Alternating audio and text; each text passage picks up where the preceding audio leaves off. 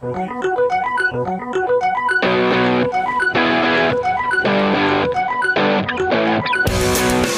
Head Coach Isaac Collins Show. Here's Dan Flickinger and Seton Hill Head Coach Isaac Collins. We continue live on Griffin's Game Day on the Westmoreland Sports Network. It's all brought to you by Three Rivers Orthopedic in Latrobe. An interview coming up with Phil Moreland, junior defensive back for the Griffins, but right now it is time for the Head Coach Isaac Collins Show. And Coach, we go back to last week's loss to Slippery Rock. Obviously not the start you wanted, playing in a hostile environment. Slippery Rock takes the opening kickback for a touchdown. They end up scoring the first 28 points of the game, and it didn't seem like that you guys could really recover from that, despite doing some good things in the third quarter offensively. Yeah, I mean, anytime you're in a game like that against a top 20 football team, you definitely don't want to start off by giving the opening kickoff. I was very pleased with how the guys bounced back, because it was a 14-0 game for a little while there. So they kind of fought and clawed. We really couldn't get our footing offensively. I think that set us back a little bit, and it was really disappointing special teams wise, because we'd been doing some good things to kind of let that explosive play start the game. Well, as we start talking about breaking down the game last week, can you talk about what happened on the opening kickoff there? Slippery Rock running it back 91 yards, where the breakdowns were? Yeah, we just didn't do a good job of staying in our lane. Some guys got sealed. Their guys did a great job. They blocked it up well, and we didn't do a really good job of getting off of it. They had us outnumbered into the boundary there, so a few guys should have crossed face to turn the ball back, and that didn't happen. So it opened up a huge seam for them. And then we talked with Jesher after the fact. We always tell our kickers, put your foot on the sideline, make them cut back, and then hopefully our pursuit could catch him. He tried to kind of play in between. Their guy was able to seal him, and it allowed him to stay on the sideline, so he was able to finish off a great play. Slippery Rock gets a 2-yard touchdown run. It's 14-0 in the first quarter. Offense goes 3 and out, but Tyler Zimmer picks off a pass and gives you guys pretty good field position at the Slippery Rock 48-yard line. But a great opportunity, but a 3 and out. Again, when you're going up against a really good team like that, I'm sure that you feel that when you get turnovers like that, in pretty good field position, you got to turn it into points. Yeah, absolutely. You got to get 3, you got to get 7, you got to make something happen, especially when you're on the road. And we talked a lot this week, offensively about being able to capitalize on those things. Turnovers are hard to come by, especially against good football teams. So when you get them, you got to make the most of them. Certainly, they made the most of theirs. Tyler Zimmer stepping up last week. I know that when we'll get to this in a moment, I know he's not going to be available here today. But we mentioned you mentioned on the coach's show last week that maybe this would be the week that Tyler has a little bit of a breakout after he's been battling injuries all year. His production has kind of fallen off, but really good week for Tyler last week, and it started with that interception. Yeah, I mean, he played, ran all over the field like we expect him to do. He's just hampered with a couple different injuries that have slowed him this season. So I was happy for him that he was able to at least move around a little bit better, and I think toward the end of the game it caught back up with him a little bit. Offense couldn't get on track in the first half. Slippery Rock leads 28-0 at halftime. But Slippery Rock did nearly get another score right before the end of the half. They drive down the field, but I like to call him the ball hawk, man. Josh Falatovich comes away with a big interception to halt their drive at the end of the first half. Yeah, he did a great job. We talked about making some adjustments and making sure that we're taking care of the deep half or the middle third, and he on that particular play did a really good job of staying back and broke on the ball, and it got kind of tipped around a little bit. I think he was kind of making it a little bit more dramatic than it needed to be, but he secured it, and we got the ball back. We killed the drive, and that's what we talk a lot about. If we got to find ways to get 3 and outs or get turnovers, and that'll stop some of the points that are being scored on us right now. What does it say about him too, Coach? A guy that always knows, is always around the ball. His nose is always around the ball. What does it say to him to be a kid that is somehow always around the football when it's loose or when it's being thrown in the wrong spot? Well, I mean, I think he's a savvy kid, and that's what we talk a lot about. Is he's a football savvy guy, and he just he has a knack for it. I mean, it's not something you can necessarily teach. Mm-hmm. I'd love to tell you that that's coaching, but I think he does a good job of watching film, a good job of understanding what offenses are trying to do, and then he just his eyes seem to be in the right place, and he hustles to the ball, and good things happen for him. Yeah, and as we spoke to him a couple of weeks ago, he said defensively, he certainly concentrates on always being around the ball, so that's something he focuses on. As we move to the second half, after Seton Hill stalled out the Slippery Rock drive with that interception, offense got moving in the third quarter, Coach. Drew Jackson hit a couple of long touchdown passes to Eric Kearns for 39 yards. He also got a catch and run by Marcus Peterson, his second touchdown reception of the year. Also a nice ball to Eric Brown. It's 42-19 after the third, after the Rock also scored twice in the third quarter. But kind of talk about those pass plays that Drew was able to hit on there in the third. Well, we talked at halftime about just settling down and running our offense. We talked about playing some small ball, and which simply just means, hey, take the check downs, let's work the short stuff, and the big plays will come. I thought Drew did a really good job early on in that third quarter of taking what the defense was giving him, and it opened up some big plays for him down the field, and we executed better. In the first half, we did have a couple shots downfield.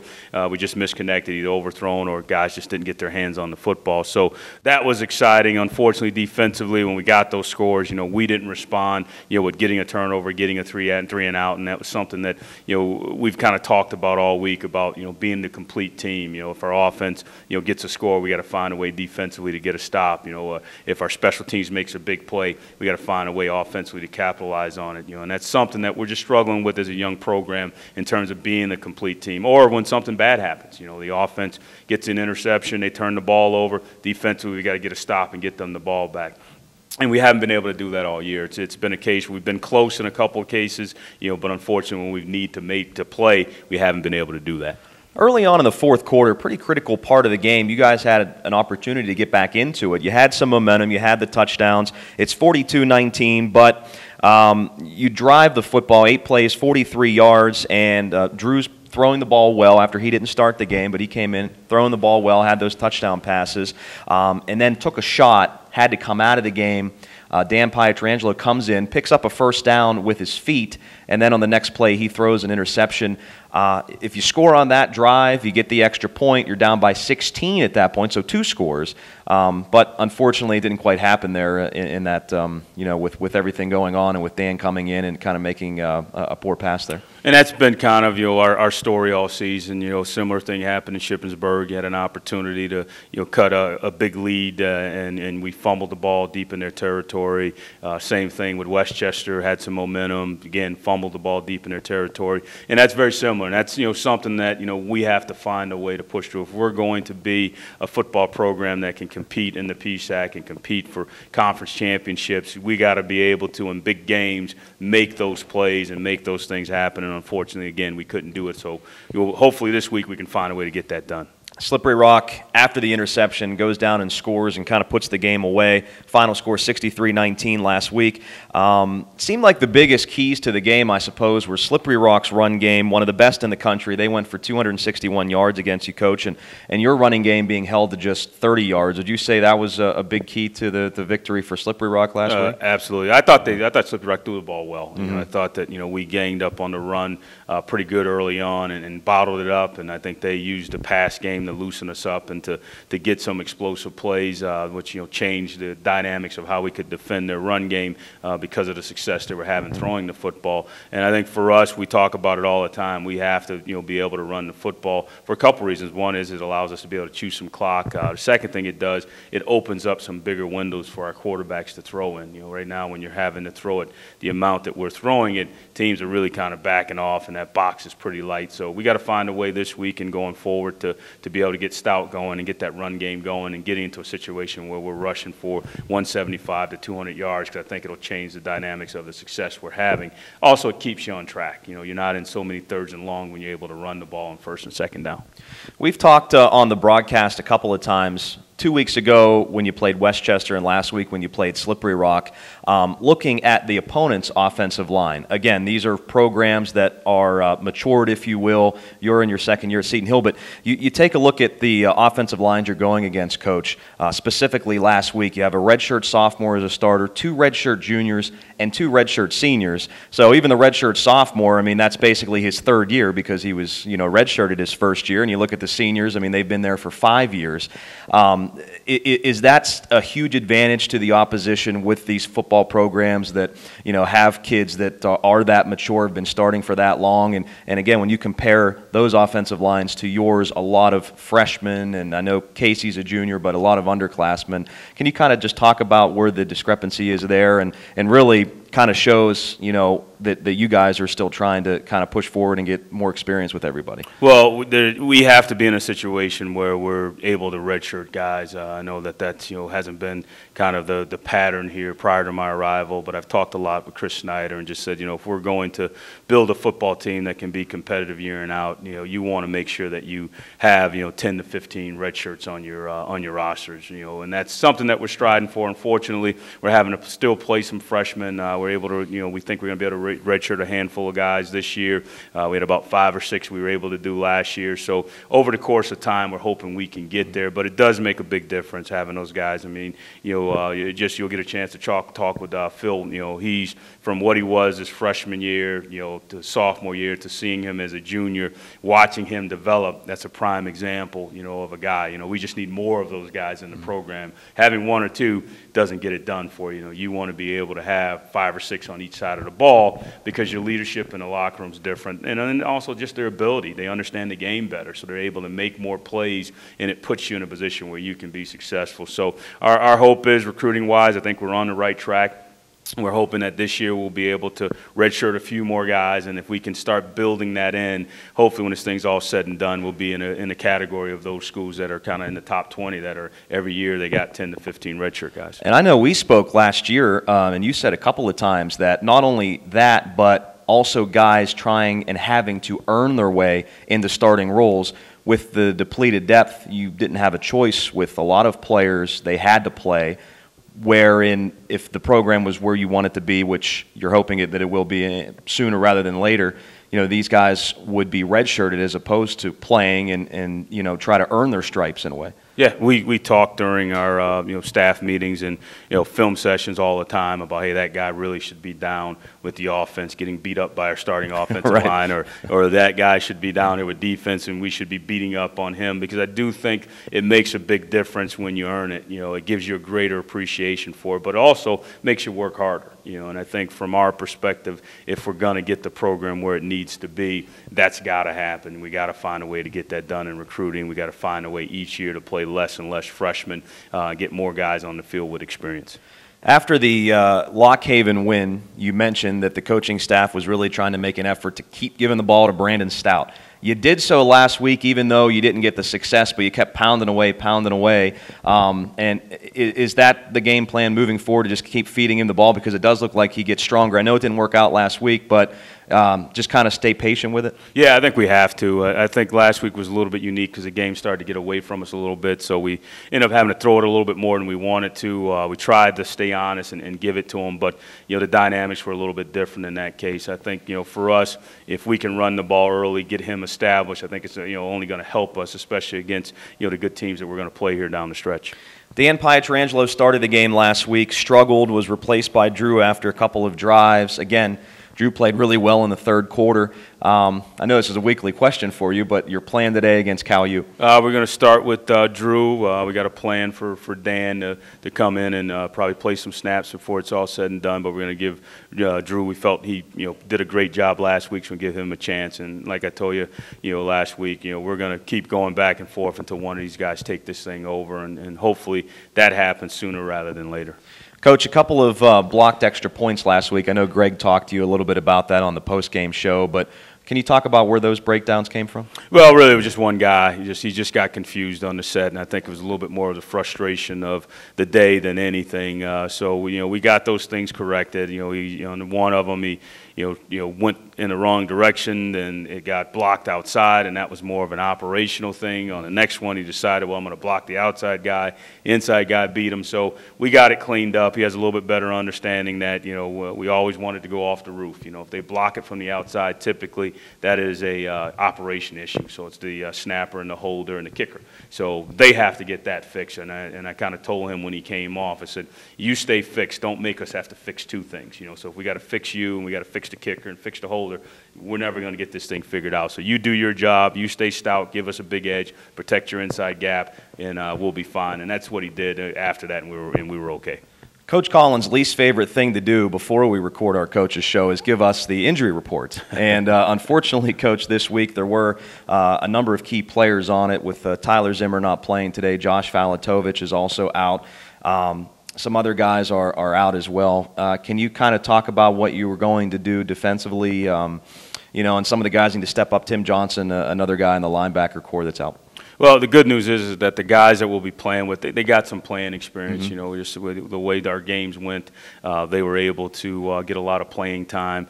So now it's just going to get more of it, and they're going to have to grow up. So our young linebackers that are going to have to play, and we're going to have to do some things schematically to get a few more DBs on the field, get a little bit more speed, because those guys on the back end have a little bit more experience. So we're going to kind of go back and forth, and at the end of the day, we kind of talk all the time about next man up. That's the most important thing. And defensively, we're going to do what we do, and try to execute a little bit better than we did in the previous weeks.